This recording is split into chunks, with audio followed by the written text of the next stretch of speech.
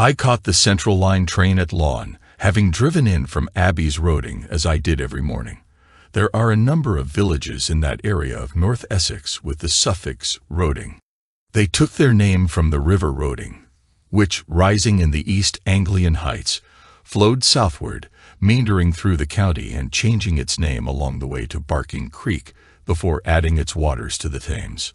Roding was sometimes pronounced Rowing, a name going back to Anglo-Saxon times when the river was known as Froda. Those early English speakers pronounced the letter D as th. It's quite remarkable how we live every day on this island alongside reminders of more than 1,000 years of history. It was more convenient to get the train at Lawn, as the car park there had far more room than that at Anchor. The service from Anchor to Epping had, in any case, been suspended in 1994, possibly because few like me used the service. The train journey was simply a time to think, my subconscious ticking off the stations without my having to read the station signs. I had made this journey so many times that looking out of the window was no longer of interest. Same old, same old. The backs of terraced housing built after the line had extended out into Essex, a ribbon of humanity following the railway towards Greenfields, escaping from the grit and grime of London. Once busy goods yards had become crowded car parks at the stations along the line, as this was now commuter land. My ears recognized the clickety-clack as other lines that fanned out into the great suburbia joined the artery that fed me and thousands of others into the mall of commerce that was the city. The whine of the electric motors as the train accelerated, then a roar and pressure on the eardrums as the tube train descended into tunnels scarcely wider than the carriage itself, told me we had just left Leighton. A gradient took us back into the light at Stratford, followed by another descent into the tunnel. None of these distractions took my attention away from the morning paper, yet they were filed in my subconscious sufficiently for me to know exactly where I was without looking out of the window. I did take notice on arrival at Milan, where hundreds left the Central Line, crossing the platform to the District Line, and more hundreds crammed into the spaces they had left until there was standing room only. The next stop was Bath Mill Green, where I would leave. So tightly packed was the carriage that I would start making my way to the doors as soon as the train left Milan. I would push past bodies that were confined by yet other bodies in the close-packed carriage. The ensuing crush forced me into closer proximity with these strangers than any of us would prefer. Briefcases caught in skirts and between legs impeded my progress. At last, I reached the doors just as the train squealed to a halt. With a hiss, the doors slid open and I would push out, fighting against the surge of passengers boarding the train. Walking out of the station into fresh air was a pleasure. The London Underground, by virtue of being the oldest system of underground mass transit in the world, suffered from problems. The most immediate was the lack of air conditioning, but then those Victorian and Edwardian adventurers who built the system couldn't anticipate the advent of that particular convenience, or that so many people would travel on the system. It wasn't far to my office, which was on Old Street, and I enjoyed that short but brisk walk. A door to one side of a newsagent gave access to a steep flight of stairs. The Punjabi immigrant who owned the shop waved cheerily when he saw me, making a show of examining his wristwatch as his comment on my unvarying punctuality. Another door at the top of the stairs allowed entry to the lobby of my office suite. 2 rooms, the larger front room was the office with my desk and filing cabinets, and the other smaller room had become a kitchen with a toilet in the corner.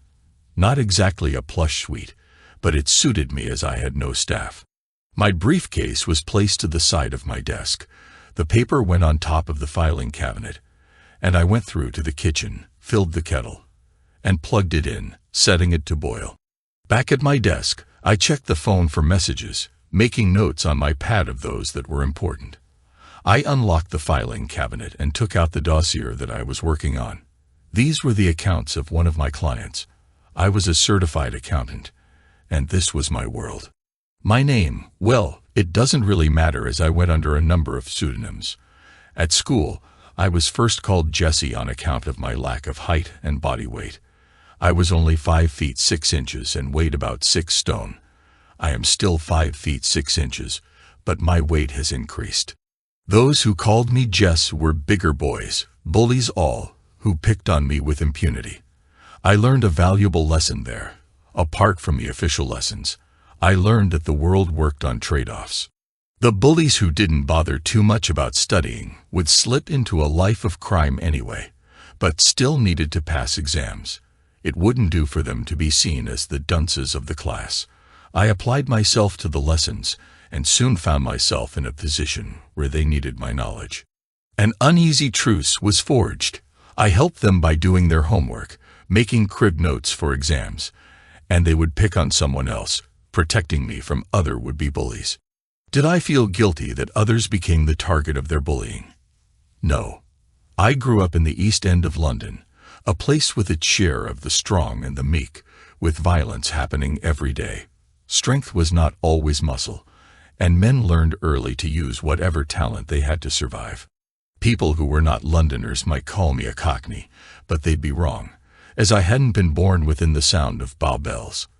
My dad was a dock worker, waiting in line every morning at the dock gates with all the others to see if the foreman had work for him that day.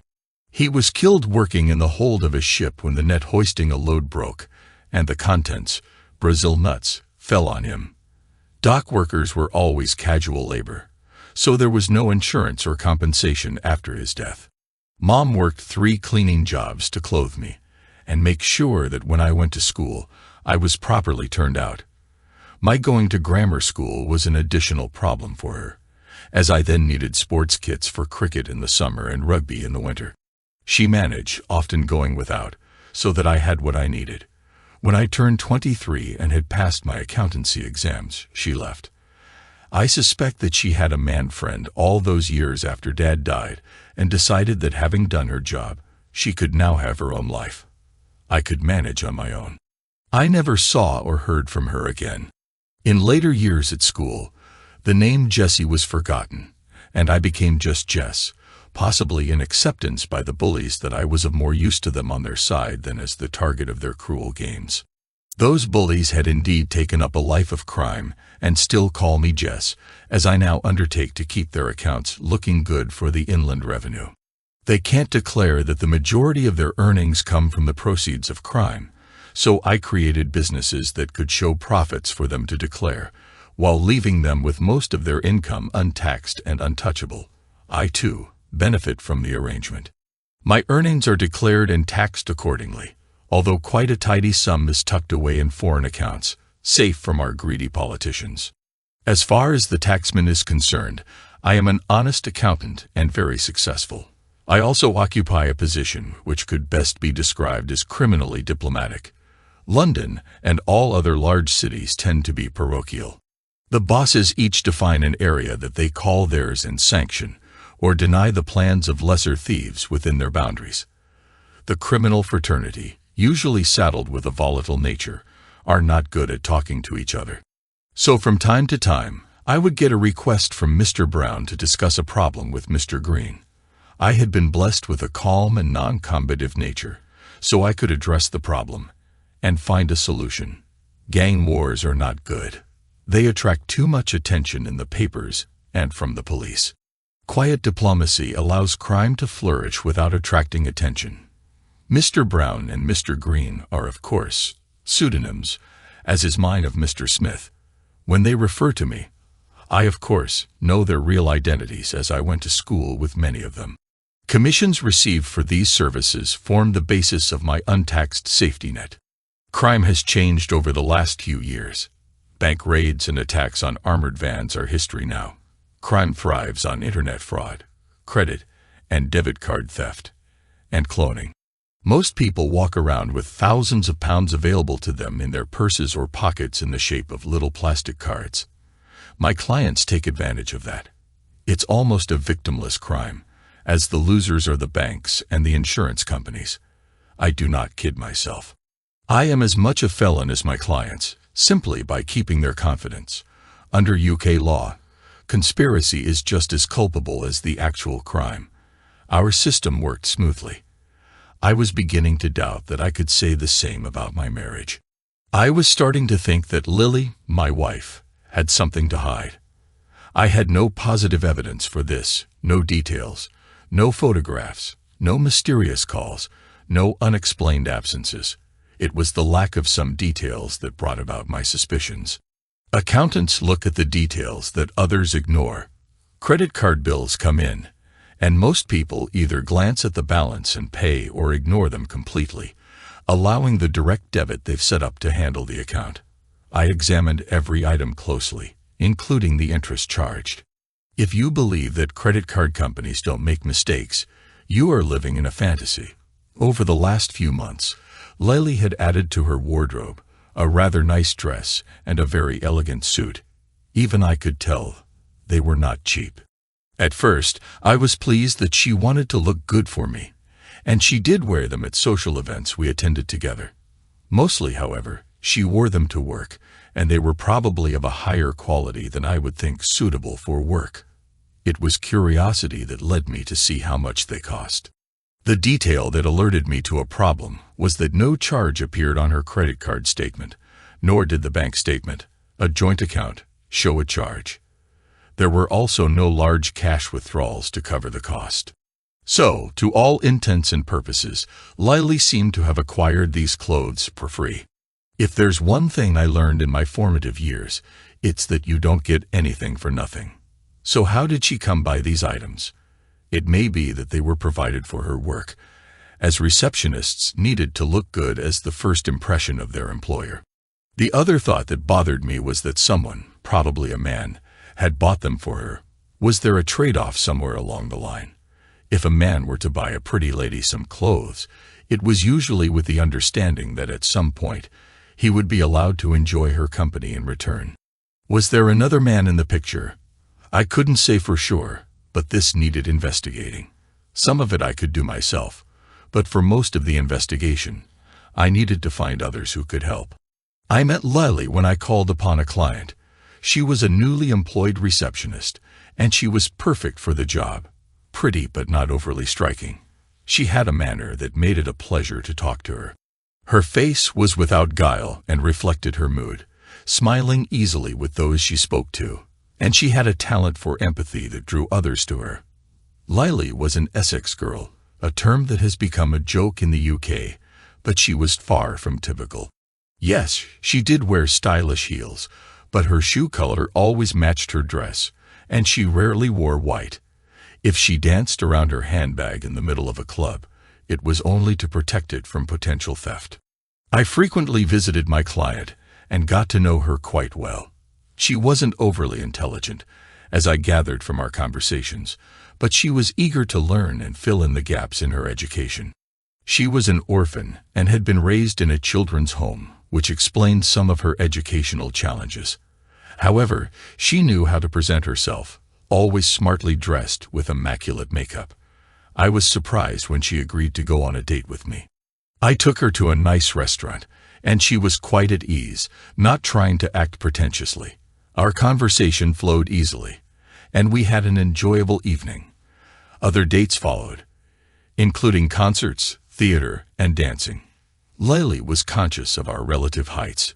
She was the same height as me and would wear flat shoes on our dates, although she wore high heels to work.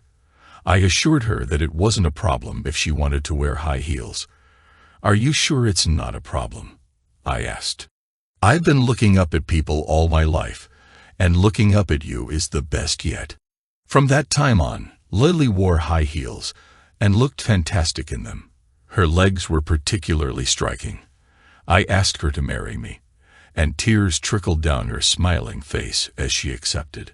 We honeymooned in a beautiful location, where Lily, despite her 25 years, became very enthusiastic about our physical relationship. I was 5 years her senior and had been fortunate to learn from a couple of experienced partners.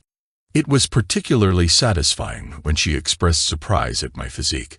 Although my height might lead many to assume I was in proportion, in truth, I was no more than slightly above average. But on my smaller frame, it appeared larger. Lily's enthusiasm continued even after we returned to the routine of daily life. Accountancy is a dull and dry business, but pays very well. I could afford to support us both, but Lily liked her job and wanted to keep it. We had been married for 3 years when she changed jobs to work with a company in Chelmsford. She was again a receptionist, but as she explained, it was easier to get to work in Chelmsford than Stratford. The commute to Chelmsford from Abby's Roding took her about half an hour, whereas the journey to Stratford would take at best an hour. All this appeared reasonable to me, and I replaced her old car with a good used Volkswagen Golf so that she had a reliable vehicle for her commute. Lily didn't use her car for anything other than getting to work and back and shopping at a supermarket close to her workplace. We used my car for everything else, as it was larger and more comfortable, and Lily preferred being driven. The receipts for the services on her car were in my files, and I noted the exact mileage. I could easily work out her average weekly mileage and estimate the mileage her car should now show. One weekend, when Lily was in the bath, I checked the odometer. My estimate allowed for some extra journeys in the last 7 weeks, but Lily had managed to clock up about 400 miles more than my calculation. It wasn't a huge number, but compared to the average mileage worked out from the number of days between services, she was driving about 60 miles extra per week. Where was she going in those extra miles? It was time to get help. I knew where I could find Frank at 11 o'clock in the morning. He would be at the Starlight. It's a cliché, I know, that criminal bosses would own a nightclub, but there was a point to it. With so many people coming and going, who actually got to speak to whom, and what they discussed was very difficult to track. At this time of day, I was just an accountant coming to talk to a client. Frank had just arrived and was drinking his first cup of coffee. He poured one for me as soon as I came into his office. "Problem with the accounts, Jess?" Frank asked. Frank had started out as one of the bullies from years ago. "No, Frank." I shook my head. "I have a personal problem." "I know, but I'm not a plastic surgeon," he grinned. That was quick for Frank. I smiled thinly before continuing. "I need someone who can follow my wife and tell me where she's going." Frank's face grew serious.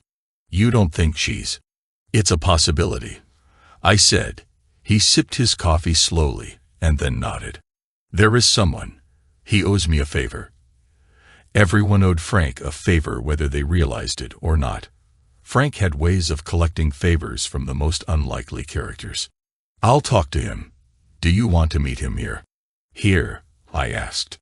"I can get him here this afternoon," Frank said. I thought about it and nodded. "Yes, Frank. That will be good." "He will be discreet," Frank assured me. "He will if he knows what's good for him," Frank added, pouring more coffee for both of us. "Jess, if she is being unfaithful, will you divorce her?" I had thought about that. No. If she fights, her solicitor would start digging into my finances to get her maintenance increased. I don't want anyone looking into my affairs. It could uncover things we both prefer were kept quiet. Frank looked alarmed. "I see where you're going with that. So what will you do?" "I'll cut her adrift with a monthly payment to keep her quiet," I said. "I could arrange for a more permanent solution." "Thanks, Frank, but no thanks. A body has a habit of being found. We don't want police swarming all over our doorstep. Besides, I couldn't do that to Lily." "You love her, then?" "Yes, I do. But if she's unfaithful, she goes. I couldn't live with her ever again." That afternoon, I returned to the Starlight. The man, named Vin, was waiting nervously. A summons from Frank usually had that effect. Frank introduced us. "Vin, this is Mr. Smith. He needs someone followed, and a full report of her movements, and who she meets."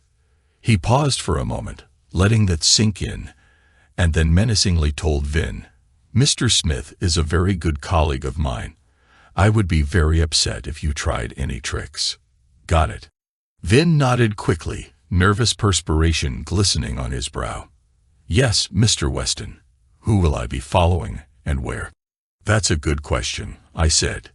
"It's my wife, Lily Martin." I wrote down my address for him. "I want her followed for at least 2 weeks to her work in Chelmsford and anywhere she goes from there. I want details of who she meets outside of work and home. If you can get photos, so much the better. She usually leaves home at 8:15 and drives a silver VW Golf. I handed him the registration number. He looked at the address. Abby's Roding. Great start, he said. It's about 6 miles north of Chipping Under, I confirmed. Yes, that's right. It's a small place. 1 car an hour is busy. Vin noted, if it's a small place, I'll stick out like a sore thumb. That's a good point, I said.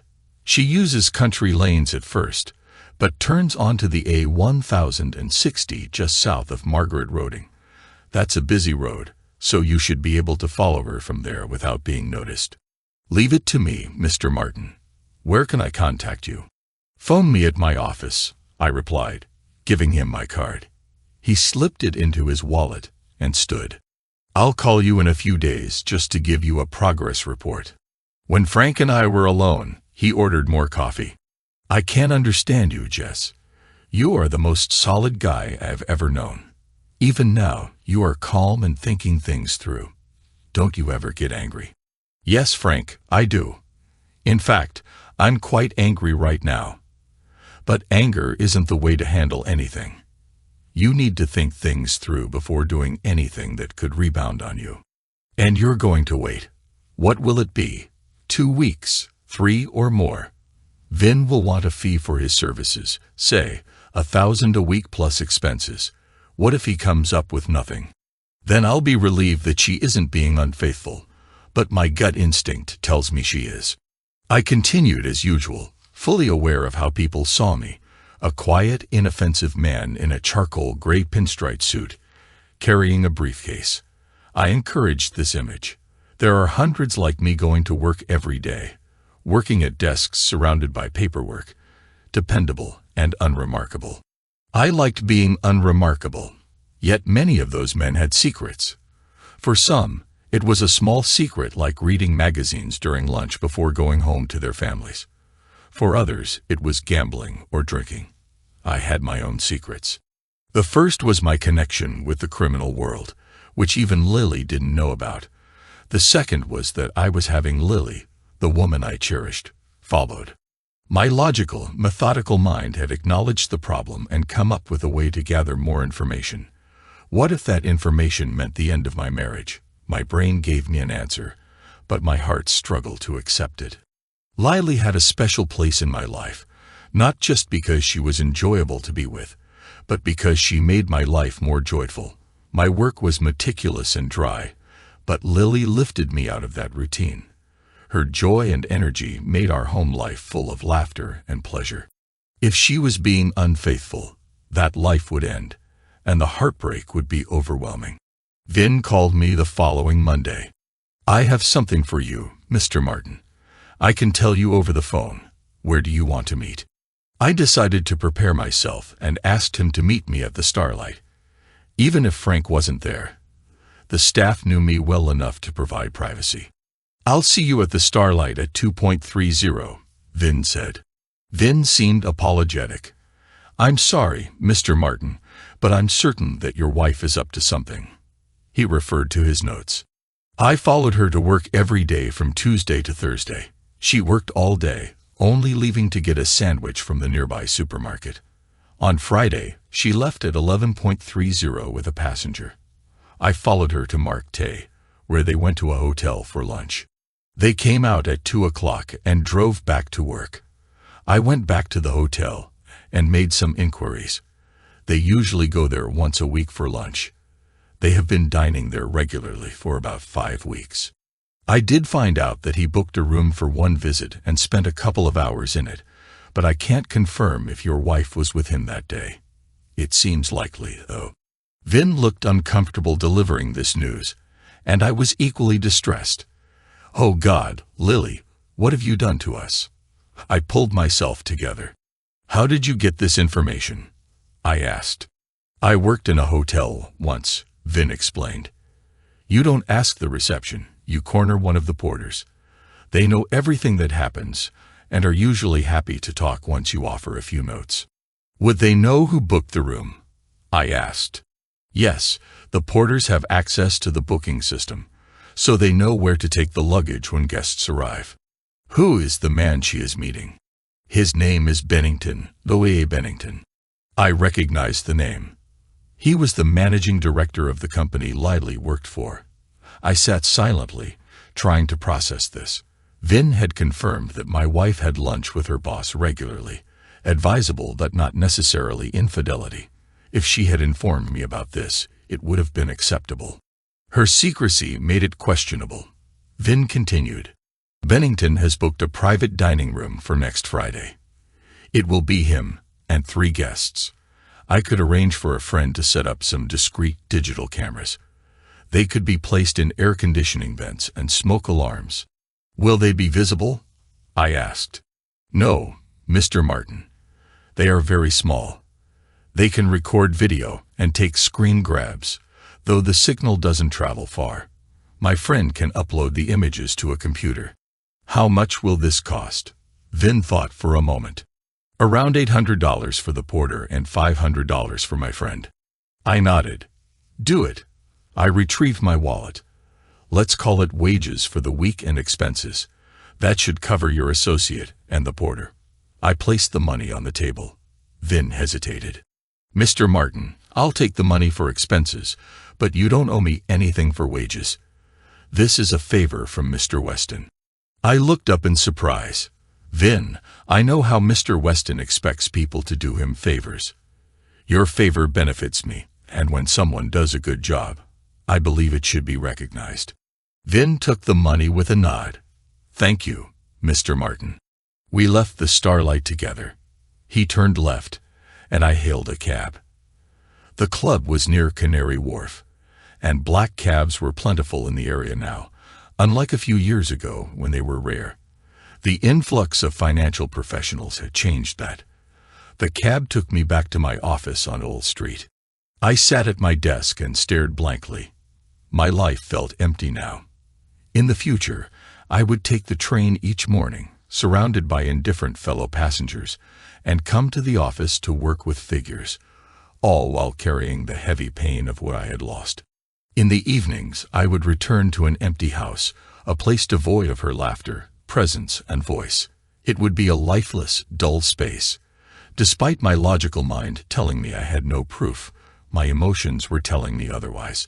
She had allowed another man to be close to her, giving him what she once promised only to me. When I arrived home that evening, I felt unwell.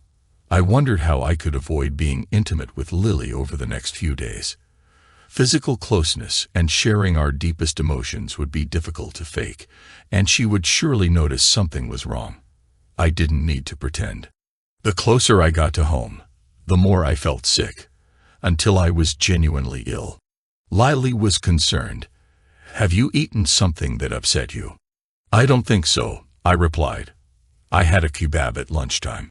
She looked at me surprised. A kebab? Oh, Chad, you of all people should know that reheated meat is likely to make you ill. What made you choose that? My given name was Charles, rarely used. Lily didn't like the name. She said it reminded her of upper-class pretentiousness. The American equivalent, Chuck, was slang for vomiting in the UK, so that was out. Early on, Lily had started calling me Chad. I just fancied a kebab. It seemed like a good idea at the time. I tried to make a joke, but it didn't lighten the mood. Let's get you to bed. If you're still unwell in the morning, I'll call the doctor. I knew I would still feel bad in the morning, and likely every morning for some time. It was a pain I would learn to live with. Lily's concern was at odds with the image I had of a potentially unfaithful wife, which made it hard to reconcile. She fussed over me, providing liquids and keeping a bowl nearby in case I needed it. Her care and affection only added to my confusion. I could end this situation by confronting her about her lunch with her boss. But I couldn't be sure if she was meeting him on Friday, and pretending to be ill might only delay the inevitable. Fidelity is not a right, it's a gift given freely and unconditionally. I had given my fidelity to Lily with love and trust. My sad thoughts were that she had already compromised her commitment, even if she hadn't been physically unfaithful. The next few days were a blur. I went to work and made decisions, though I was consumed by troubling thoughts. My mind conjured disturbing images of Lily being intimate with another man, which gave me insight into why some might resort to drastic measures in similar situations. I tried to push those thoughts aside as I focused on other matters. My brain gave me an answer, but my heart struggled to accept it. Lily had a special place in my life, not just because she was enjoyable to be with, but because she made my life more joyful. My work was meticulous and dry, but Lily lifted me out of that routine. Her joy and energy made our home life full of laughter and pleasure. If she was being unfaithful, that life would end, and the heartbreak would be overwhelming. On that fateful Friday, I didn't go to work at my usual time. I wanted to see what Lily would wear to work. Her discomfort with my presence lingered longer than usual. "Do you still feel unwell, Chad?" "No, Lily, I'm fine." "Why do you ask?" "Well, you're usually out of the house by 7:30. "Oh, sorry, I didn't mention it. I have an appointment in Layton at 10. And it seemed pointless to go into the office for just 10 minutes and then come all the way back." Lily accepted my explanation. When she came downstairs, she was wearing a belted Burberry coat. I eyed the coat skeptically. "It might rain today," she explained, perhaps showing a hint of guilt. I wondered if the Burberry coat was an attempt to cover up something. She kissed me goodbye and left the house. I went upstairs and looked through her wardrobe. I noticed some dresses I didn't recall seeing before, which made me wonder if her secret admirer had gifted her new clothes. I found the dress I had seen when my suspicions first arose, but not the suit I suspected she was wearing. It seemed likely that she was wearing the suit today, and I thought that might be why she chose the Burberry coat. I left the house shortly after and went to work. Around 11:30, my phone rang. As usual, I didn't give my name when answering, just said hello and waited for the caller to identify themselves. "Mr. Martin, it's Vin." My heart raced. "What have you got for me?" I asked, dreading the answer. "I'm sorry, Mr. Martin," Vin replied, his voice carrying sympathy. The pain in my stomach intensified.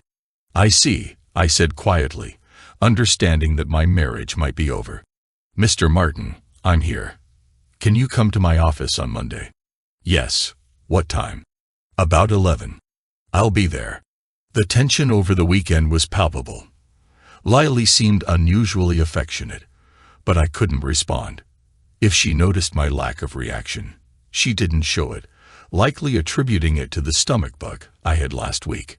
We did the usual weekend activities, shopping on Saturday, and I worked on tidying up our garden, a traditional Essex weatherboard house I had bought before our marriage. I focused on the weatherboarding, avoiding Lily's questions. Monday arrived, and I was apprehensive about what awaited me. The buzzer rang just before 11. I released both the top door and the street door. Vin arrived, and I welcomed him into my office. "Can I get you a cup of tea or coffee?"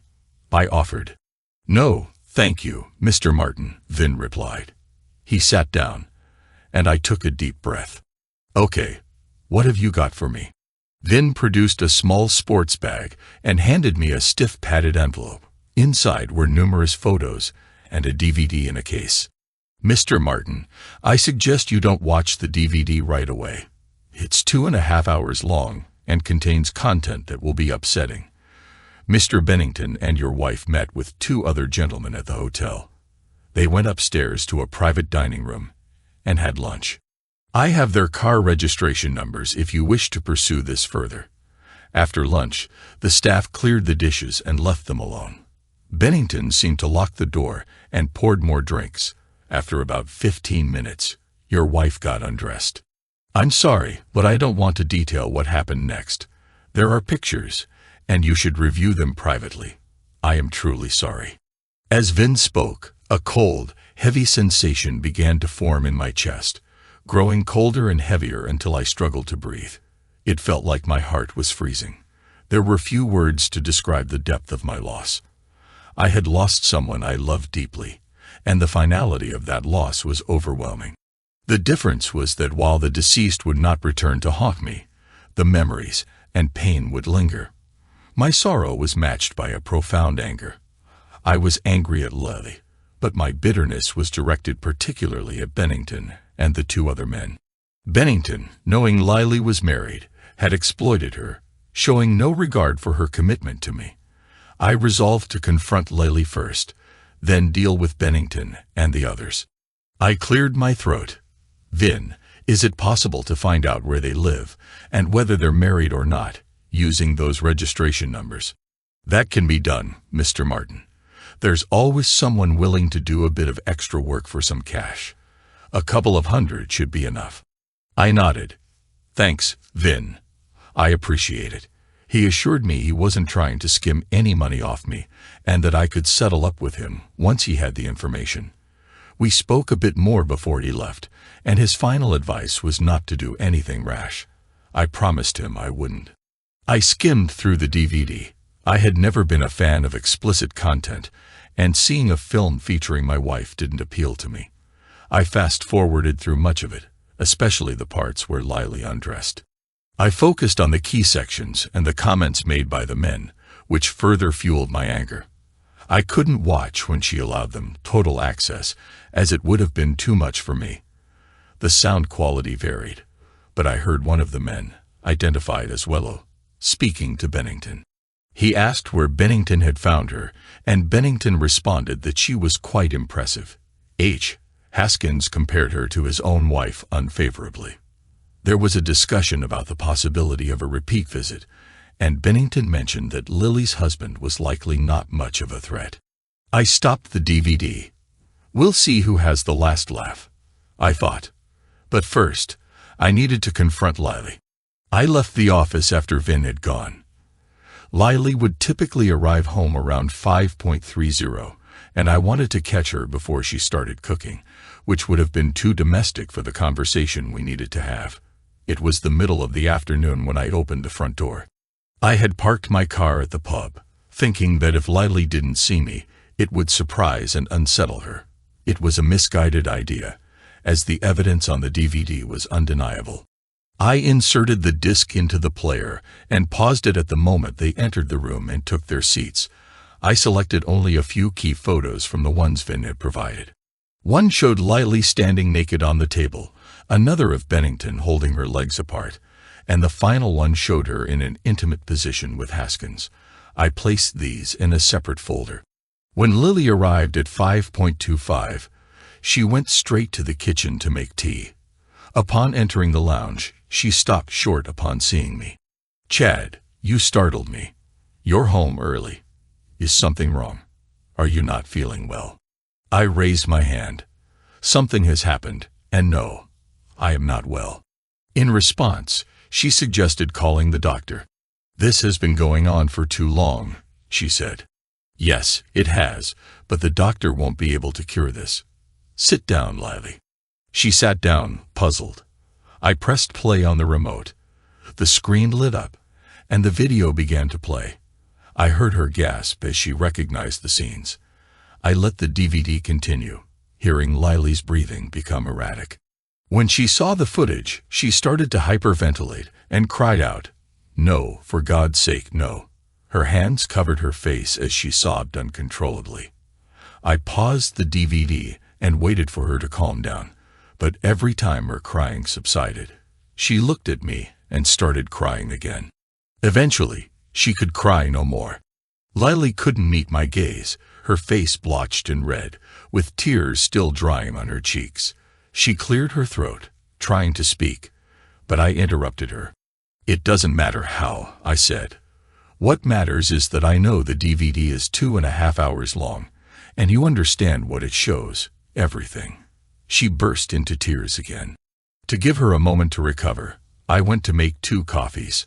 I thought caffeine might help with this difficult conversation.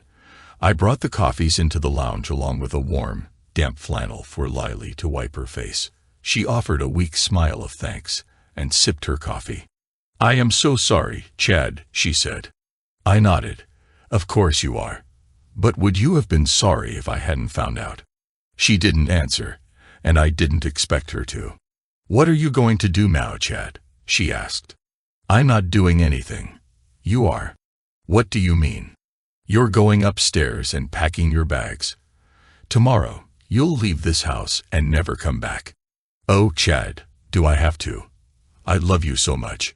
I opened the folder and selected the photo that showed her with all three men. I placed it in front of her. Is this how you show your love? I demanded. She began sobbing again. I left her alone for a while, needing to control my own anger. It was burning inside me, and I knew I would have hurt her if I let it loose. When I returned, she had regained her composure. Are you going to divorce me? She asked, fearfully. No, Lily, I'm not. Her eyes sparkled with a glimmer of hope, but it was quickly dashed when I continued. If you decide you like the life Bennington offers you, then you'll have to divorce me. I'll use these photos to defend the action, and the likely outcome is that you'll get nothing. Bennington will probably end up divorced as well, likely leaving him destitute. I doubt you'll have a good life with him unless he exploits you further. You seem to be good at that. Lily paled at the comparison to a prostitute, but didn't argue. I knew the DVD and photos wouldn't be admissible in court since they were obtained illegally. I don't really like him that much, I said. But why give him your body? I didn't ask, though, as it would invite explanations I wasn't prepared to hear. Why aren't you divorcing me? She asked. There's little point. I'm not planning to remarry. A divorce would cost me, and I've worked too hard to jeopardize everything. You can leave, but if you have any pride, you'll find another job and try to move on. I'll make you an allowance. From tomorrow, your cards won't work, but I'll deposit money into your account each month. You can keep the car.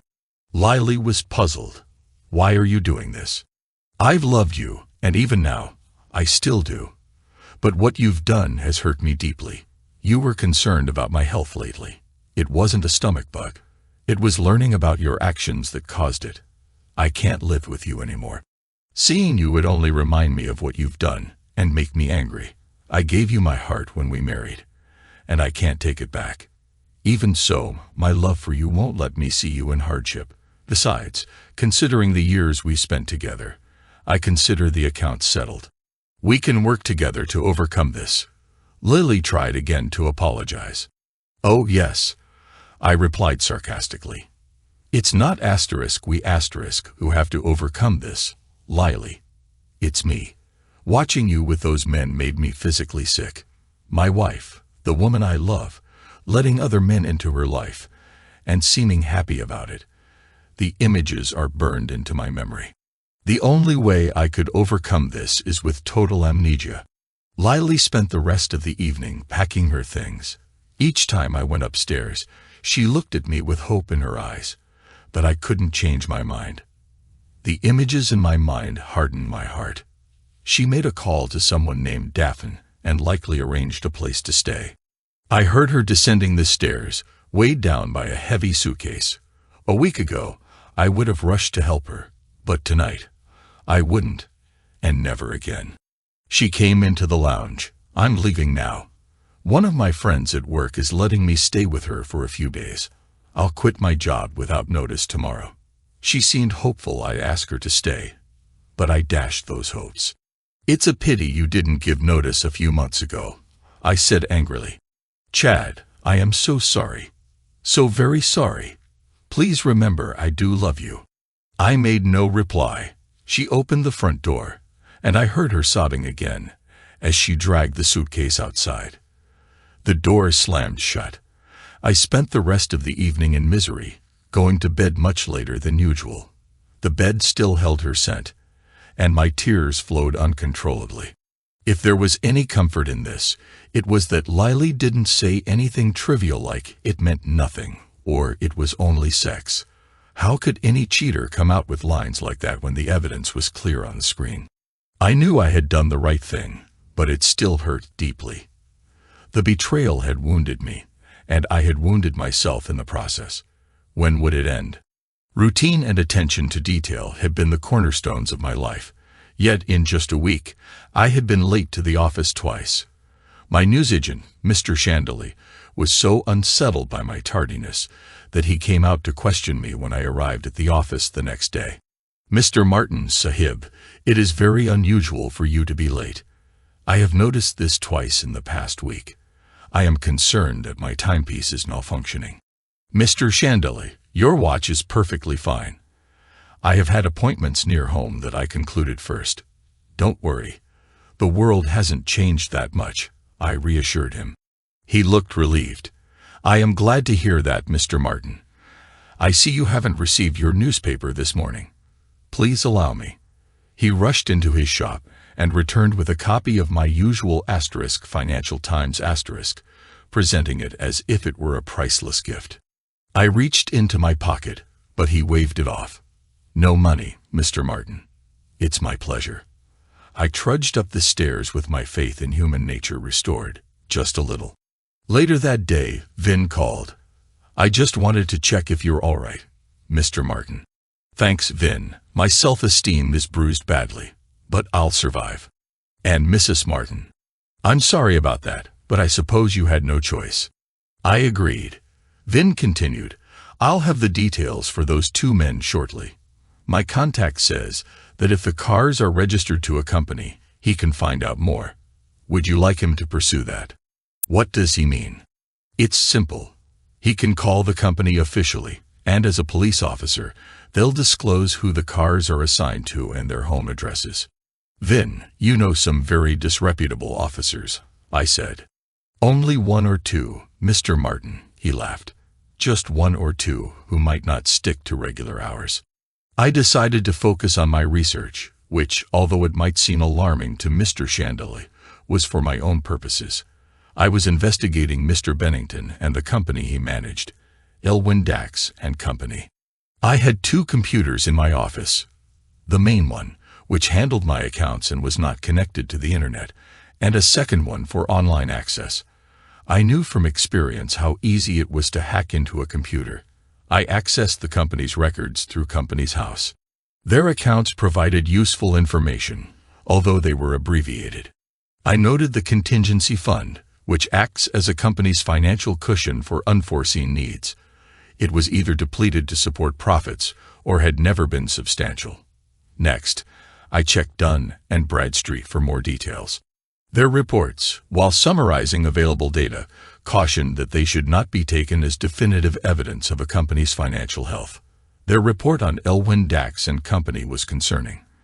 Further investigation was necessary, but I needed to go to Company's House in person. I visited Company's House the next day and returned to my office late in the morning. For the first time in weeks, I felt a glimmer of satisfaction. I had resolved to bring Bennington down, and his actions were helping me do so. I left a message for Vin with another task. He called that afternoon. "Is there something I can assist with, Mr. Martin?" "Yes, Vin.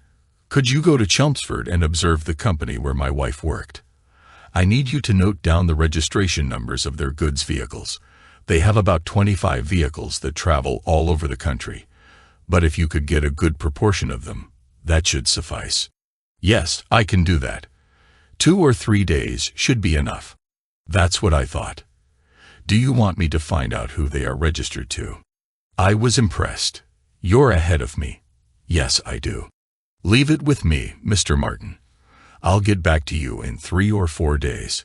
My suspicions had been raised by the depreciation of the fleet. The claims matched the guidelines issued by HM Customs and Revenue, but there was no mention of capital expenditure on these vehicles in the capital account. Yet there was a consistent amount posted for servicing every year. These trucks were costly, and as they aged, their servicing costs should rise. The fact that no new trucks had been purchased, but the servicing costs remained the same, made me suspicious. I suspected Bennington was involved in some form of financial misconduct. My days returned to a semblance of normalcy, but my nights were filled with despondency. We had always had a cleaning lady who came in twice a week, so even after a few days, Lily's perfume was no longer in the air. Still, there were many reminders of her. I would walk into her room and see a picture on the wall, one she had chosen with me. My eyes would moisten. The linen on my bed, washed, dried, and pressed, was a pattern Lily had admired and purchased. I would look at it and remember our times together, which led to anger and resentment toward her and Bennington for ruining something that once felt perfect. Then I would feel guilty for cursing Lily because, despite everything, I still loved her. Vin came through with the information, a list of vehicle numbers. He had managed to get 18 of them, and best of all, they were all registered to a leasing company. Bennington and his company secretary were claiming depreciation and servicing costs on vehicles that the company didn't actually own. I suspected there were other scams at play, but I didn't have the time to investigate further. This false accounting was serious and deserved attention. I considered reporting this to the Inland Revenue, but I was wary of getting entangled with them. They were suspicious by nature and might scrutinize me as well. My accounts were in good order, but I didn't want to risk drawing their attention. Vin provided additional information. Your wife is no longer working there, Mr. Martin. I wondered if that was a relief. I needed documentary proof that the vehicles were owned by the leasing company, so I wrote to them pretending to be an outside auditor. I claimed that the copy of the agreement had been shredded, and I was too embarrassed to ask Elwyn Dax for another copy. 2 weeks later, I received the copy listing all the vehicles covered by the agreement. I researched the company through various online sources. Founded in 1897 to ship grain from rural areas to bakeries in London, it had led a profitable but unremarkable existence. After World War I, it expanded into general parcel traffic using surplus army vehicles. The grain business faded, and today, the company operated as general haulers and warehousing. It had never changed its corporate status, and its shareholders were mainly descendants of the founder. Originally held by 3 people, the shares were now divided among 22 descendants, with 2 holding just over 30% combined. These 2 were also directors.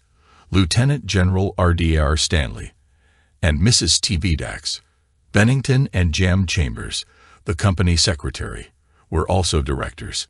I wondered if the General and Mrs. Dax understood their legal responsibility for the accuracy of the company accounts.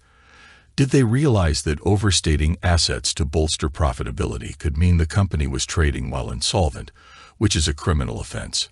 What to do with this knowledge? I planned to consult Frank, as I thought there was an opportunity for him to gain something profitable with minimal outlay. At first, Frank was skeptical. All this trouble just for revenge on this guy. I can send a couple of guys to give him a good beating. It's simple and straightforward. True, Frank, but unless they incapacitate him, he will recover and continue enjoying his lifestyle and position.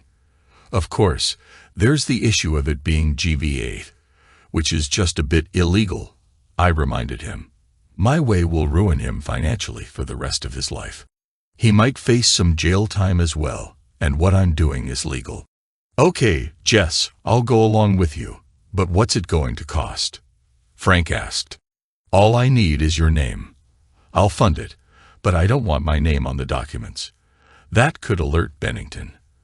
At the end of this, you could have a going concern giving you nice profits. Damn you, Jess, you're going to get me going straight. I can see it now. Frank Weston, pillar of the community. My dad would turn in his grave. I had a similar conversation with Jackham, another client who led a lifestyle akin to Frank's. Frank knew I would approach Jack, and had no trouble with it. Jack, too, was willing to help, offering the same assistance as Frank. Again, I convinced him that my way was better. I wouldn't do it for anyone but you, Jess. You've always dealt straight with me, and your advice has been sound. Count me in. The reason I wanted another name was to avoid buying too many shares in one name, which could alert the major shareholders. The shareholders' register provided their addresses, and I wrote to the smaller shareholders, offering them a price for their shares that would make their eyes sparkle. I wasn't surprised at their eagerness. They had always received dividends, but not as much as they wished. The prospect of a few £1,000s for shares they considered mediocre was too tempting. Not all of them agreed, but enough did to give me clout at the next shareholders' meeting. The meeting was scheduled for March, primarily to approve the accounts and set the dividend. I gathered from those shareholders who agreed to sell that few bothered to attend, having inherited their shares rather than being serious investors.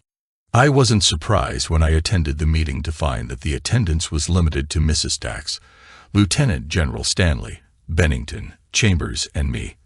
Eyebrows were raised as I entered the boardroom, and I was asked about my business. I produced the written proxies from Frank and Jack. Chambers checked them and said, "Welcome to the meeting, Mr. Martin." Bennington suddenly looked alarmed. I could tell he was wondering if I was the Martin he had wronged. Stanley brought the meeting to order. The accounts were distributed for review. Mrs. Dax and the General didn't seem interested in reading them, confirming my assumption that they lacked a business background.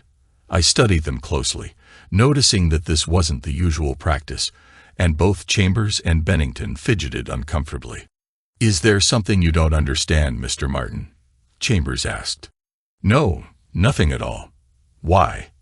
Am I holding you up?" "No, not at all. If you have a problem, perhaps I can explain," Chambers offered. I smiled. I was looking forward to this part. I handed Chambers my card. "As you can see, I am qualified, as are you. Accountants always check, don't we?" Chambers wasn't pleased. He passed my card to Bennington, who looked as if he had seen a ghost. Stanley prepared to sign but paused when I said, "Lieutenant General, I wouldn't sign those if I were you. You'd be committing an offense." "What do you mean, sir?" the General asked. "I'm sorry to have to tell you that these accounts are inaccurate, if not false." The General glared at me. "Mr. Martin, you'd better be prepared to back up that accusation." "We are wasting time," Bennington said loudly. "There are other matters to discuss." I ignored him and addressed the General. "Of course, sir. Would you kindly find the item referring to maintenance and depreciation on the vehicle fleet?" The General found the item. "Yes, it looks straightforward to me." "It would be, General, if the company actually owned the vehicles." "What do you mean?" I opened the folder and produced a copy of the leasing agreement. I slid it across the table. "Would you care to look at that agreement?" I then produced a list of vehicles covered by the agreement and slid it over as well. "That is the list of vehicles. I believe you'll find it comprehensive." The General reviewed the agreement and list before passing them to Mrs. Dax. The signatures on the agreement were Bennington's and Chambers. Both men looked increasingly uncomfortable. Their faces flushed. The General had seen enough. "Bennington, I think you have some explaining to do. We'll go into your office, and you can tell me what's going on." I didn't want that. The General probably didn't know enough about accounting, and Bennington would use his skills to obscure the truth. "General," I caught his attention. "This has been going on for years. An explanation for this year's accounts is insufficient. Without this asset, the company could be considered as trading while insolvent, which is a criminal offense. I would advise that the company cease trading immediately and have a full independent audit carried out." "That's not necessary," Bennington shouted. He and Chambers looked decidedly unhappy. "Be quiet, man." The General's voice took on a commanding tone. He turned and had a whispered conversation with Mrs. Dax. She nodded and looked at me. "Mr. Martin, are the General and I in danger of prosecution?" Mrs. Dax asked. "Yes, I think you could be," I replied. "Then I believe the General and I will vote to accept your proposal," Mrs. Dax said. She seconded the motion. Chambers noted the motion in the minutes and asked all those in favor. The General's and Mrs. Dax's hands went up, as did mine. With over 30% of the shares between them and proxy votes for 22% in my favor, it was no contest. I was leaving after the meeting when, by chance, I bumped into Bennington. He looked daggers at me. "Creep," he spat. I nodded. "It takes one to know one," I replied. "Don't mess with small-time bookkeepers. Some of us have clout now." Bennington had no doubt about who I was. I felt certain that the audit would uncover further issues for him to address. It was like looking from the precipice, knowing there was no way to avoid the fall. Weeks later, the independent auditors completed their work. As a shareholder, Frank received a copy of the report and brought it to me. "I can't make heads or tails of this. What does it tell us?" he asked. I read through it quickly, noting his distaste for the surroundings. "Why don't you get somewhere better?" he asked. "This place is a dump." I ignored that for the moment. The report confirmed all my suspicions. Bennington was involved in numerous scams, essentially defrauding his shareholders and the Inland Revenue with false accounting. The auditors had notified the Revenue, which had begun its thorough investigation. The police were already involved. Bennington was about to face the consequences of his actions. I explained the report and its implications to Frank. He winced. "I'm sure he'll end up in a place where he'll meet some of your acquaintances." He laughed, and I continued. "Frank, I stay here because it suits me. If I moved to more upscale premises, people would notice, and the tax authorities might get curious. The last thing either of us wants is for them to scrutinize my work. So I stay here, where they think I'm just an accountant with ordinary ideas. That suits me." Frank grinned. "I thought you'd say that. Now, what do we do with this company you've just ruined?" "It's not ruined. It's viable. I imagine the shareholders will be willing to sell their shares for a nominal amount. If you or Jack would like to take control, it won't cost you much. You get a profitable concern with operations across the country and possibly abroad." I added the possibility of international operations to see if it would catch his interest. It did. "That could be interesting," Frank said, leaving deep in thought. I decided it was time to add to Bennington's distress. Vin collected envelopes for me containing copies of the DVD and screen grabs. He delivered them by hand to Bennington's offices and other locations, slipping them through the letterboxes. The solicitors would be grateful for the business I was providing. The general phoned me a few weeks later. "Mr. Martin, my cousin Mrs. Dax, and I would like to thank you for your assistance. It looks like we will have to pay a fine to the tax authorities. But that shouldn't be too much. They seem to be directing most of their attention toward Bennington and Chambers. Could you advise us further on what we should do with the company? To be honest, neither of us is too interested in maintaining our connection with it." General Stanley, and I thought that perhaps my associates, Mr. Weston and Mr. Hallam, could be persuaded to take it on. However, with the negative publicity, it would need subsidizing for a while to get it back up and running. "If you could talk to them for us and see what they say. The shares are not worth more than a pittance now, so we will accept any reasonable offer." Vin had been proving very useful. He seemed to keep his ear to the ground. A couple of months had passed when he visited the office. This time, he accepted a cup of coffee and handed me a couple of newspapers. One was the Chelmsford Weekly News *. The front page reported on the problems at the long-established local company, Elwyn Dax Limited, and the Inland Revenue investigation. Another page had a ringed item describing Mrs. Ida Bennington's divorce from her husband, Walter, mentioning some photos showing him in an intimate embrace with a young woman. The other paper was the South End Standard *. This article covered the abrupt departure of two executives, Mr. K.B. Haskins and Mr. Doewello, from a local manufacturing company. They were dismissed for bringing the company into disrepute and for activities unbecoming their status. The article also noted that they were both recently estranged from their wives. I thanked Vin for his thoughtfulness. I had achieved my revenge, but suddenly, I felt flat. While working toward retribution, I had been fired up and excited as everything came together. Now, I felt empty. It had been 12 months since I had insisted Lily leave. The year had been busy with my normal work and my extracurricular activities, leaving me little time to reflect on where my life was heading and what I would do next. At one time, it was simple. I would work until my investments abroad were sufficient, then retire with Lily to a better climate for a more comfortable life. Bennington and his cohorts had put an end to that dream. I couldn't envision finding another woman to share my life with. Once bitten, twice shy seemed to be the motto. Any woman in my life, however loving, would suffer from my lack of trust, viewing her actions with suspicion. This would erode any relationship, descending into arguments and mistrust. Deprived of my ambitions, I buried myself in the exacting world of accountancy. The general called me to say that Frank and Jack had declined to buy the shares. "Looks like we're stuck with them," he said.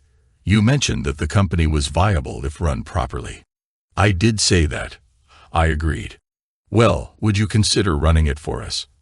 I'd be willing to make you a gift of shares to give you an incentive, and I'm sure there could be a good salary as well."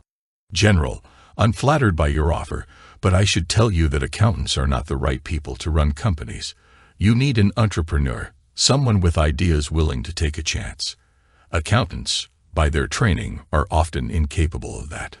All you need to do is look at the large concerns in this country that have failed. British Rail, British Steel, Austin Rover, all run by accountants." "I take your point. The bloody army is run by accountants now," he said bitterly. "Moving on, I was wondering if you would agree to join me for lunch. My cousin, Mrs. Dax, is as eager as I am to show our gratitude for your intervention. I believe you live near Chelmsford. Would next Tuesday suit you?" It was obvious that he was not used to hearing no, so I accepted. He gave me his address, which was just outside Danbury. He suggested that 12 to 12:30 would be fine. I drove over to Danbury in quite a good mood. It had been 12 months since I had asked Lily to leave, and during that time, I had not gone out socially even once. I quite liked the general. He was a bit of a throwback, but easy to get along with. He didn't need to act like an old soldier. He was one, and I was sure he had a wealth of interesting stories. His home was not quite what I had expected. I had envisioned a grand estate surrounded by a park, but instead, I arrived at a modest bungalow with a very neat, well-kept garden. He welcomed me at the door. "Mr. Martin, thank you so much for coming. It's good to see you again. General Ambrose is the label Chad," he said with a nod. "Short for Charles, I presume." He invited me in, where Mrs. Dax stood up to greet me. She told me to call her Terry, though her full name was Teresa. "I've been Terry all my life," she said. Ambrose got us drinks, and we sat down. "Chad, I'm speaking for both of us when I say that you have done us a great service. As you can imagine, I inherited these shares. The Army doesn't have much need for accountants, and I know absolutely nothing about running a business." Terry's husband was the last of the Daxes to take a hands-on interest in the business. When he died, Bennington seemed like our savior. We wouldn't have known what he was doing until the business crashed. I suspect that would have cost us a lot more than just a fine from the Inland Revenue. "Thank you." I made the appropriate non-committal noises over lunch. The conversation was light and amusing until we were having coffee. Then Ambrose asked the pointed question, "Why did you take an interest in our company?" I waffled a little, saying my principals were always interested in a potential buy-in. He shook his head in disbelief. "It wouldn't have anything to do with Bennington, would it? Or the fact that a young woman with the same name as yours left suddenly?" I raised my hands in surrender. "Okay, you've got me," I admitted. He grinned. "Is she your wife?" Terry Dax joined the conversation, her curiosity evident. I nodded. "But you're not together anymore," she said. "No," I confirmed, feeling her sympathy. Ambrose gave me a look of understanding. "That knowledge might help," he said. "It wouldn't," I replied. "She was in control of herself when she went to lunch with him all those times. I can't see how his actions made any difference. She shouldn't have been there in the first place." My outburst put a damper on the conversation. Ambrose picked up the conversation with an innocuous question. "You live quite close to Chelmsford, I believe." I gratefully accepted the change of topic. "Yes, I live in Abbey's Roding." "Oh, how lovely," Terry gushed. "The villages are beautiful." The conversation then centered on the delights of English villages as places to live. I was preparing not to overstay my welcome when the general made another intuitive comment. "Mr. Weston is a rather difficult man to deal with. We asked what I believe to be a very reasonable price for the shares, but he offered so little that to accept would be to give them away. I suspect he is a bit of a rogue." I smiled. "You may well be right. Ambrose. He's an East End lad, as I am. I think he does a bit of dodging and diving. Ambrose grinned. I believe that's called being economical with the truth. We had quite a few like that in the army, always on charges for one thing or another, but bloody good soldiers all the same. The ones you'd want around when things were getting difficult. As I drove home, I reflected on what Ambrose had revealed. So Bennington was a serial seducer, and Lily was just one of his many conquests. It didn't change my decision. If his behavior was common knowledge in the office, then Lily should have been forewarned. She allowed him to take her to lunch over many weeks. She should have known his intentions, and her continued meetings with him seemed like acceptance of those intentions. Hearing that Bennington had been sentenced to 2 years in prison felt like an anticlimax. He would serve his time in an open prison, as he was not deemed dangerous to the general population, though he posed a risk to other spouses. What cheered me was that, in the divorce, his wife indeed took him to the cleaners. When he got out of prison, he would be homeless, likely penniless, and would struggle to find employment at the level he once enjoyed and misused. Vin could not find any information about Haskins, and Wello apart from the brief report in the paper. I was content. No, I wasn't. I was still without the one person who had once made my life happy, and they had done that to me. Fate still had surprises in store. The General and Mrs. Dax had kept in touch. While I wouldn't describe them as close friends, they were friendly acquaintances. Elwyn Dax Limited had resumed operations after the investigation. The Inland Revenue decided against applying for liquidation, but needed a strong leader at the helm. I had joined them that day to interview a couple of candidates for Bennington's position. One of them seemed particularly suitable, though either candidate would do well. After the interviews, we sat in the boardroom with a cup of tea and discussed the candidates. They both agreed with me on the CV of one candidate and wanted to make him an offer. I had to point out that the salary and bonus structure would need to be high to attract him. I agree, he is the best candidate, but I doubt he would come here for the package you can afford to offer. The company is operating on a significant overdraft. Economies have to be in place until that's reduced. Perhaps you should consider Mr. Stin. I think he will do a good job, and the company can afford him. Chad, you have your accountant's hat on, quipped Ambrose. I thought that was why you asked me to sit in. I smiled, and so did he. Terry Dax settled the matter. I think we should listen to Chad. He's given us good advice before, and we should accept his advice now. Ambrose nodded in agreement. Terry Dax then changed the topic. Chad, have you thought about your wife at all? No, I replied. You should, Terry said. I think she is just as much a victim in this as you were. Why do you think that? I asked. From what you've said and what we've learned from the investigation, Bennington was a skilled manipulator. He was her boss, and as an employee, she would be inclined to follow his instructions.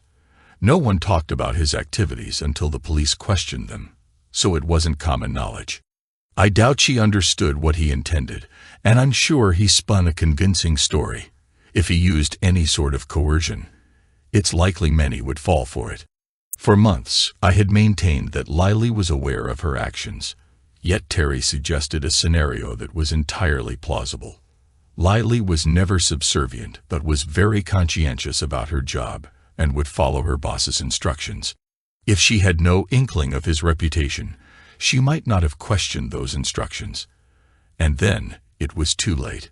With Terry's words in mind, I drove out of the yard and turned left. If I were to ask Lily back, would she repeat her past actions? My gut feeling was no, she wouldn't. There was a supermarket just a few hundred yards away, and on impulse, I decided to stop in and get some supplies. I particularly needed washing powder. My cleaner, Mrs. Salby, had taken over the washing after an incident where I ran out of powder and clean shirts at the same time. I used washing up liquid as a substitute. Bad move. I had to cycle the wash 3 times before getting the suds out of my shirts. Even then, they smelled of detergent for days. Mrs. Selby had different views. The powder drawer was quite big, and she believed it had to be filled. I couldn't understand why she was adding washing powder to my need list almost every other week until one day I happened to be home when she did the washing. Diplomatically, I showed her the little scoop that came with the powder, explaining the manufacturer's recommendation. Thereafter, I only had to buy washing powder once every 6 weeks.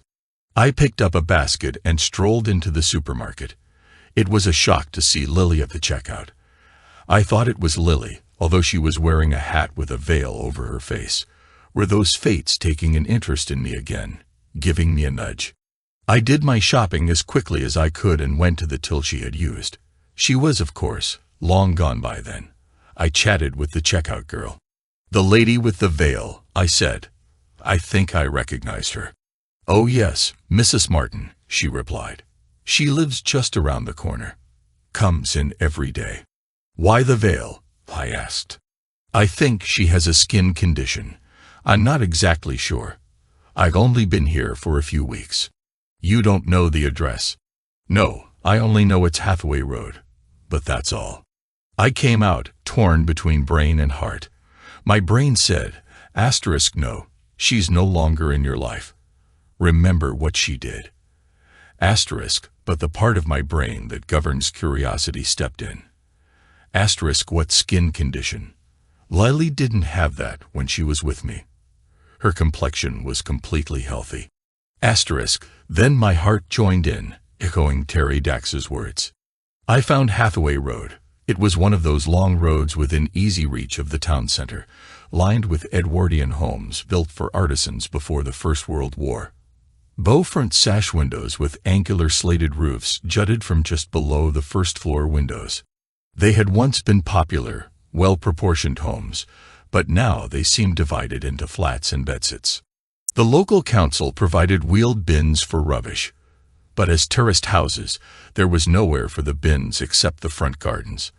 The Edwardians hadn't anticipated a time when almost every family would have a car, so there was no provision for garaging space. The road was lined with cars parked on either side. Some seemed to have been there forever, judging by the flat tires, dirty condition, grime mixed with pigeon droppings, and detritus underneath them.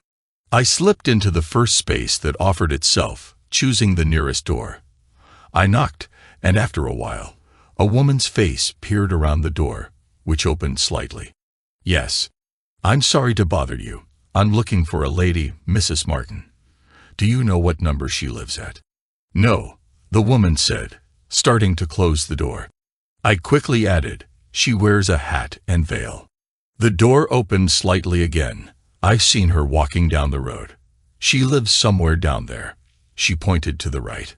"Thank you," I said as the door shut before I could get another word out. I got back in the car, debating whether to drive further or keep the parking space I had.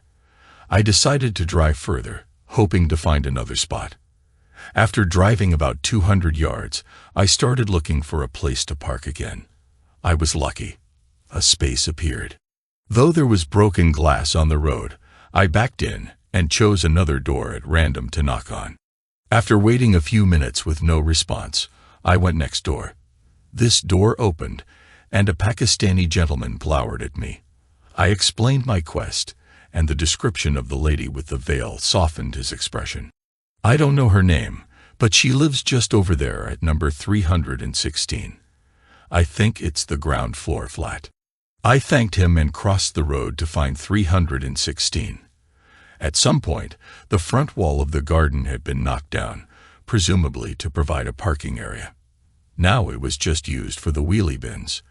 There were 2 bell pushes, one labeled top flat, the other with no sign.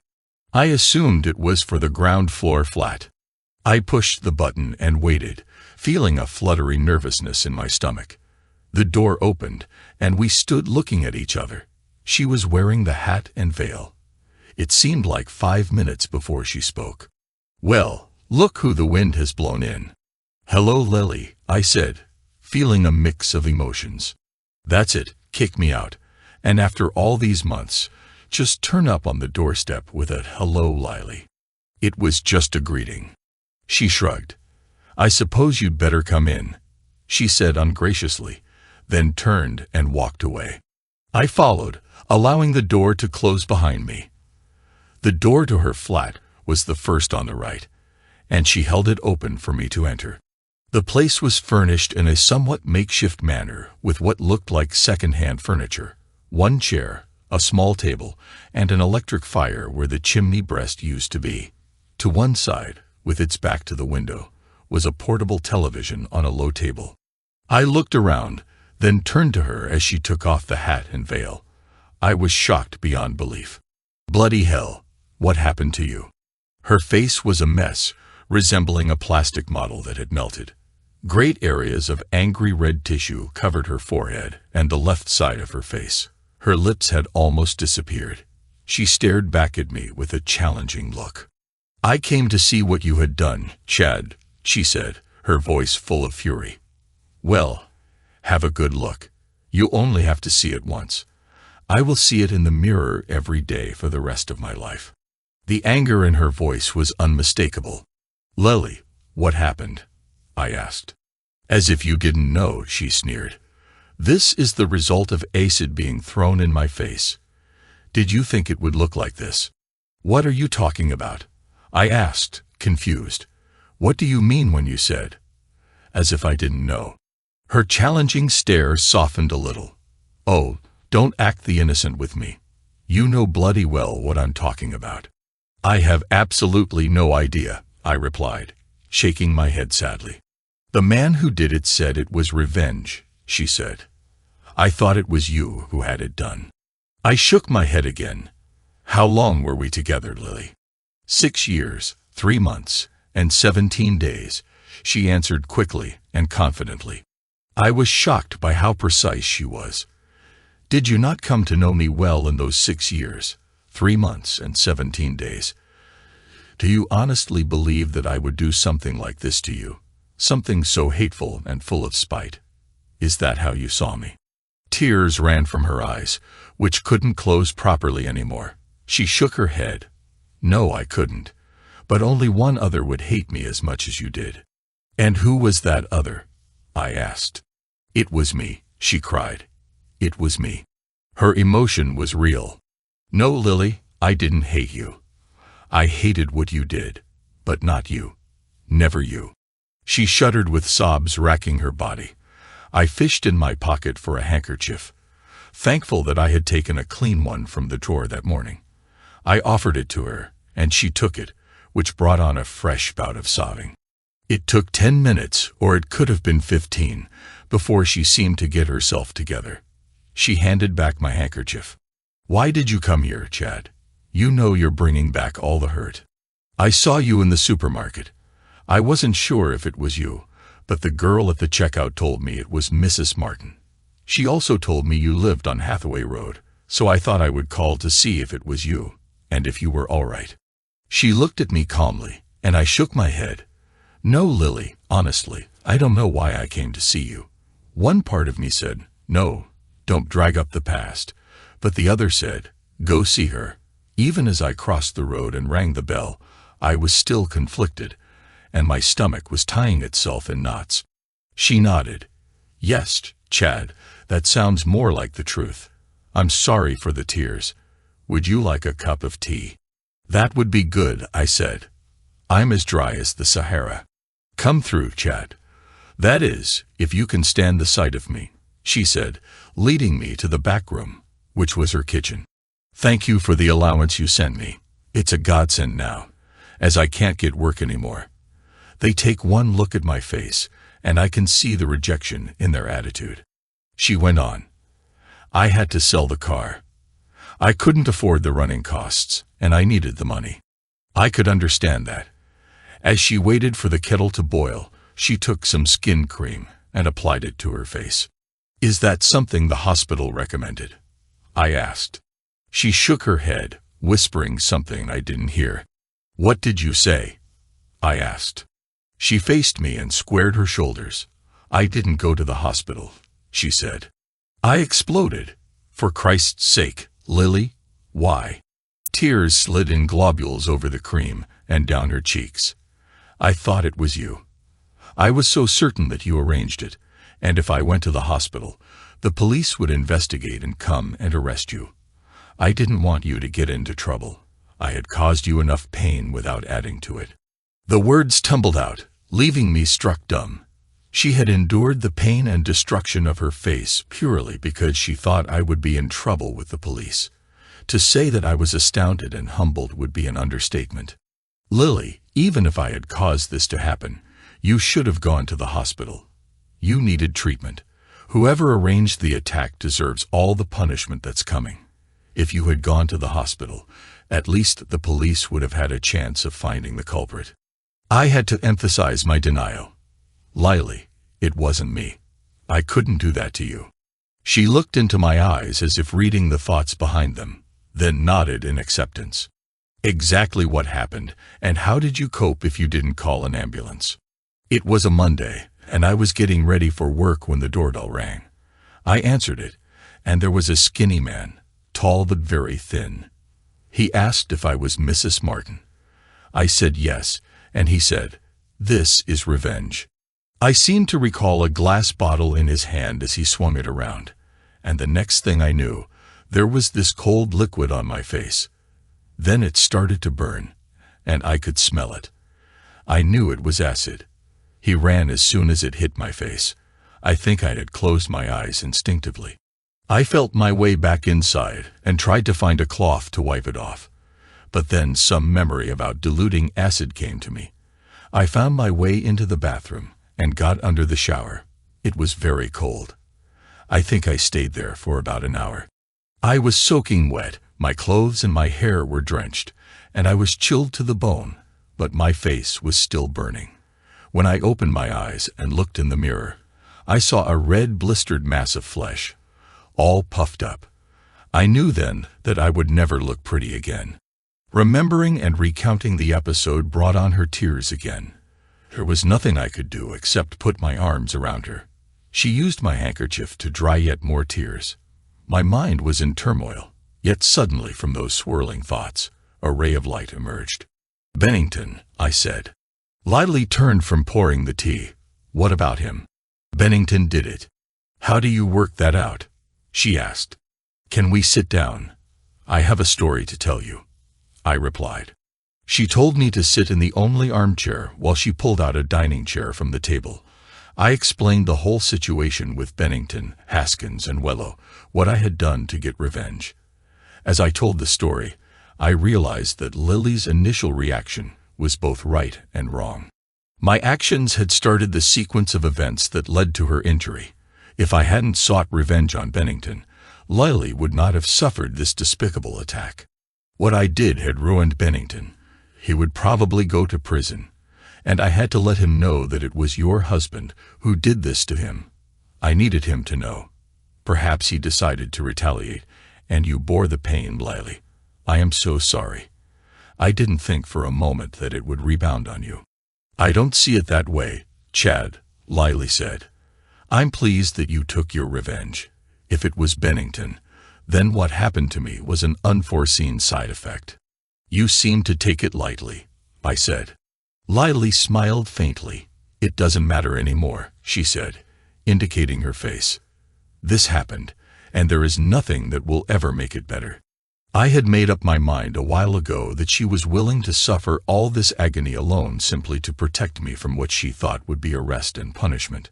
Her actions spoke volumes. Whatever she had done, she had surely paid more than her due. She had accepted disfigurement to keep me from supposed imprisonment. I owed Lily a life. Cautiously, I asked, "Lily, will you come back home?"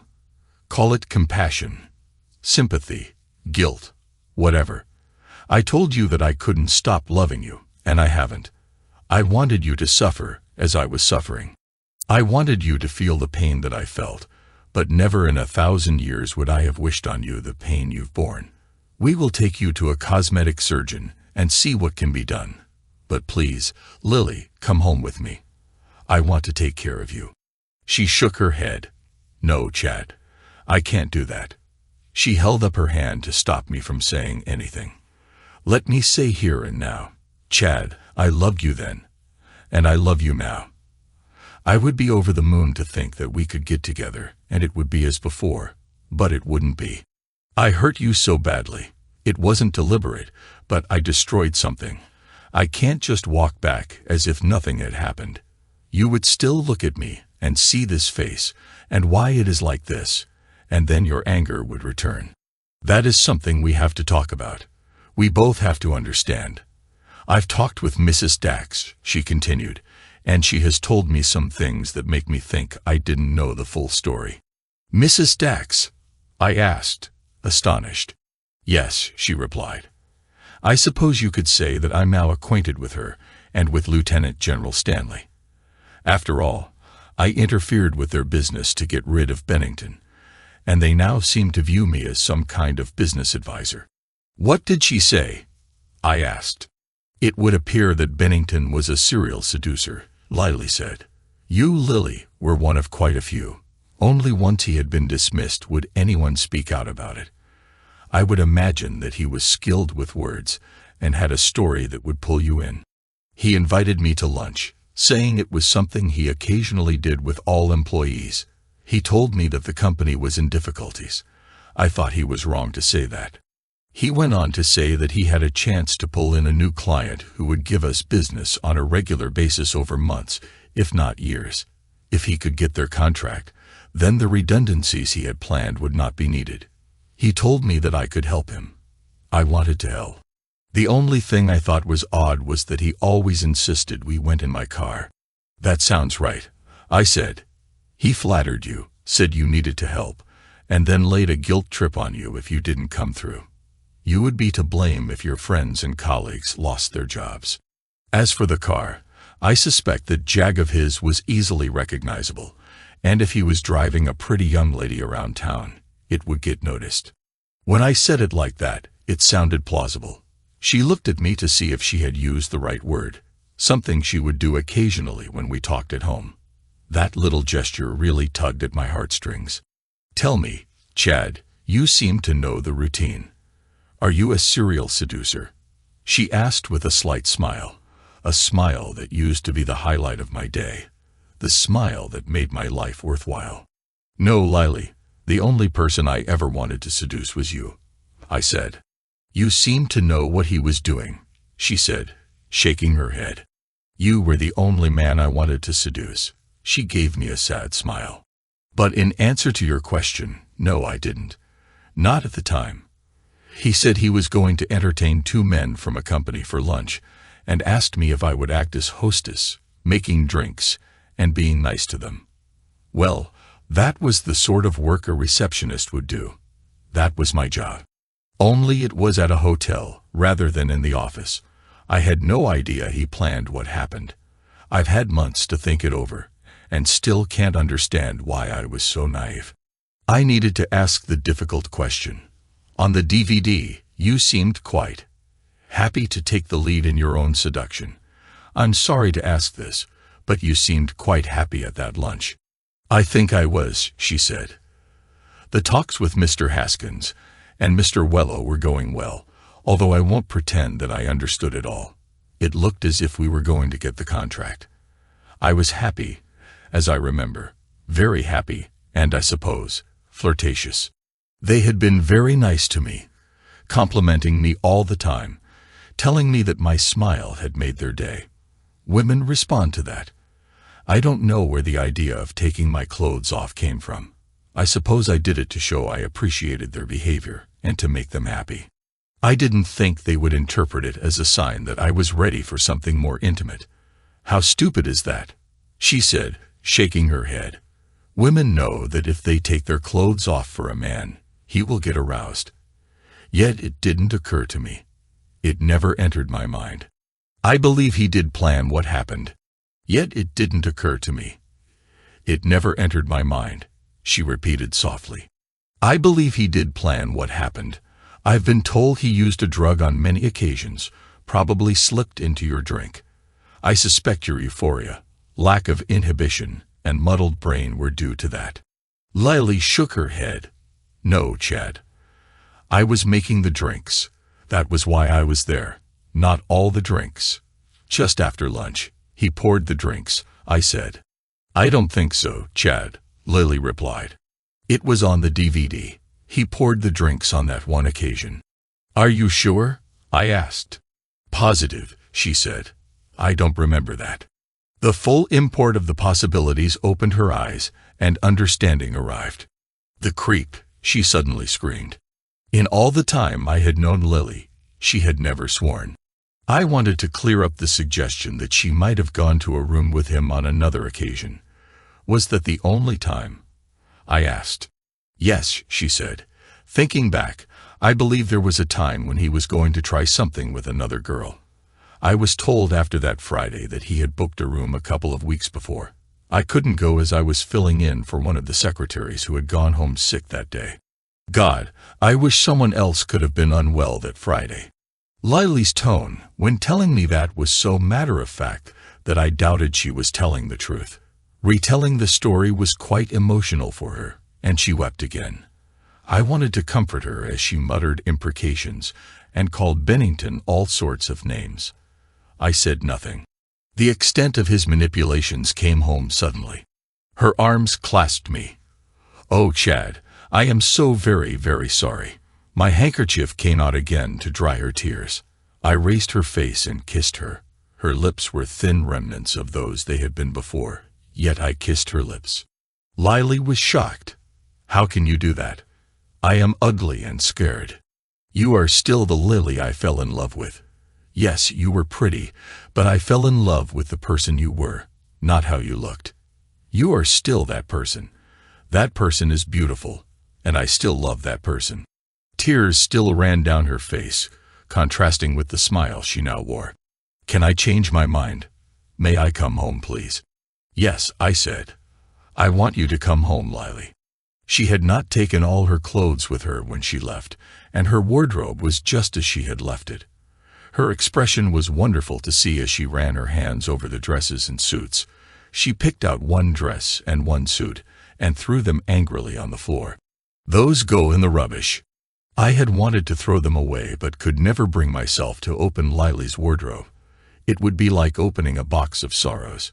She replaced her cosmetics in the bathroom, although she remarked as she did so, I won't have use for them, but I'm happy to see them back on the shelf. She stopped suddenly as she came out of the bathroom. Chad, would you prefer that I sleep in the spare room? No, I wouldn't, I replied firmly. I want you back where you belong, in our bed, sleeping next to me. This is no halfway house situation. We will make it together or fail together, but I don't expect failure. As far as your makeup is concerned, I'm glad it's back on that shelf. I have far too much space there for the last few months. We'll find a good cosmetic surgeon too, so you never know. You might have use for them again. Abby's Roding did not have such a thing as a takeaway food shop of any description, not even that British necessity, the ubiquitous fish and chip shop. It was well into the evening when I got Lily back home, so I drove down to the pub and asked Bernard, the landlord, if he could plate up a couple of meals. I had dined there often over the months without Lily, and he was happy to do that. We sat down together for the first time in 18 months. She was very emotional, but we enjoyed the meal. Lily washed the plates in the sink, her hands submerged in the hot, soapy water. Humming happily, she dried them and packed them back into the bag Bernard had lent me. For a while, she wandered around the house, touching chairs, tables, and ornaments. I watched fondly as she reacquainted herself with these familiar surroundings, knowing that I was right to ask her to come home. It was strange preparing for bed. We were both hesitant, finding little last-minute chores to address, postponing the moment, fearful that the spark had flickered and died with the 18 months apart. Yet when we did slip into bed, I rolled towards Lily, and she came into my arms so naturally that the time apart became insignificant.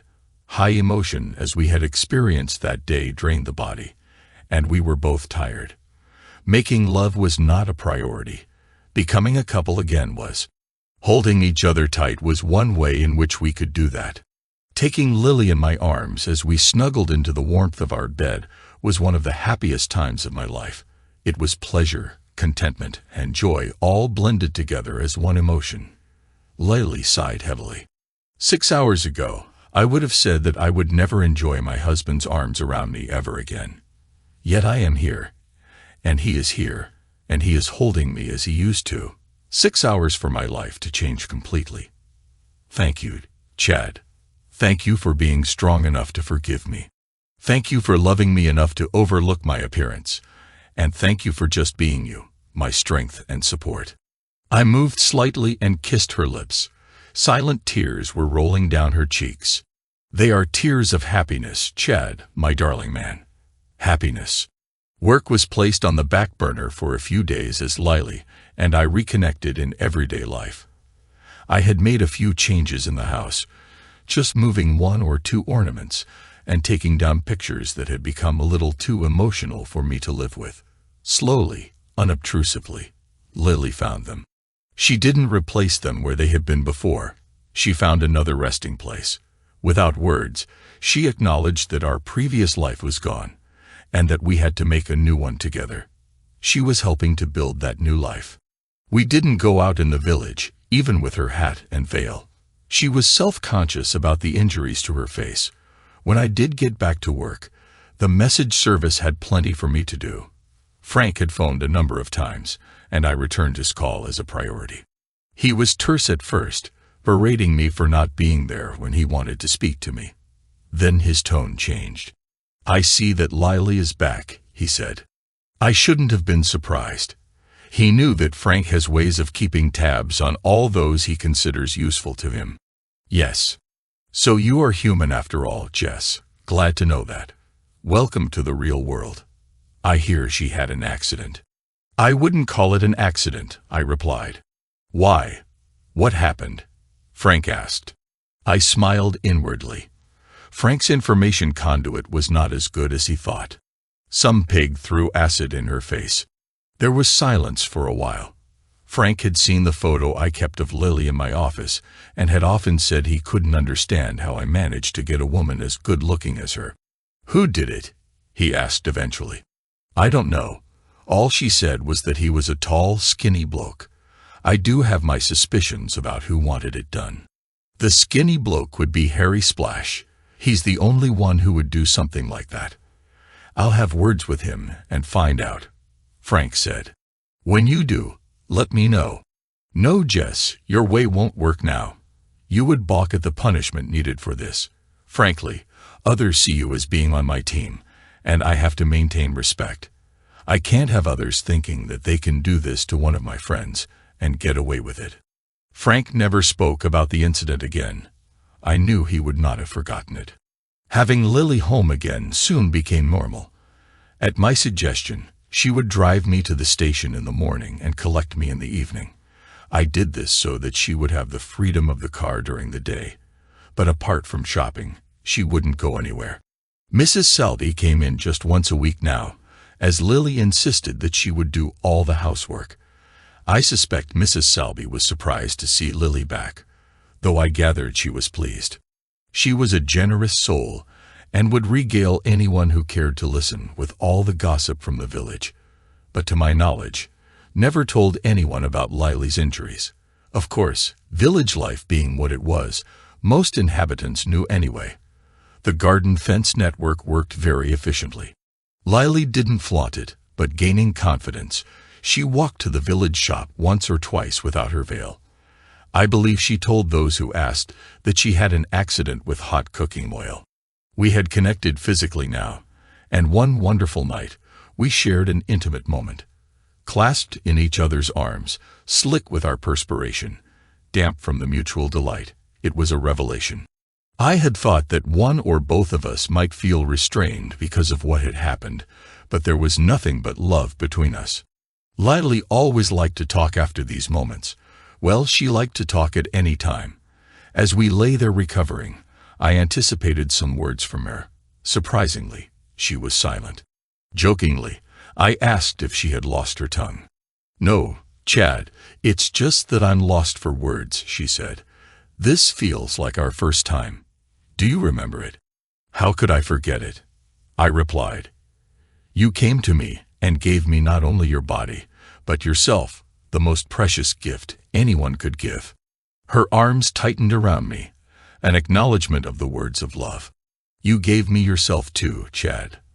I couldn't believe that anyone could give me so much pleasure, but you did.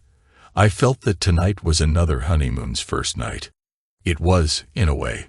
We chose a cosmetic surgeon, James Waterman, who consulted in Harley Street. He was expensive, but he was honest. He said that the burned tissue could benefit from grafts, and he could rebuild Lily's eyelids and lips. However, he warned us that he could not restore her face to what it had been. He asked why Lily had not sought hospital treatment. I explained that we were away at the time it happened, and Lily erroneously thought I was responsible, so she didn't seek medical help to avoid getting me into trouble. He was astonished. Your wife must love you very much, Mr. Martin, he said. Lily replied, I do, Mr. Waterman. Back in the car, we discussed the consultation. I was disappointed, but Lily was pragmatic. Chad, if he can't repair my face to what I was before, it will still have a benefit. If I can look in the mirror and see what I am and remember why I am this way, my face in the mirror is a daily reminder not to trust those who are untrustworthy.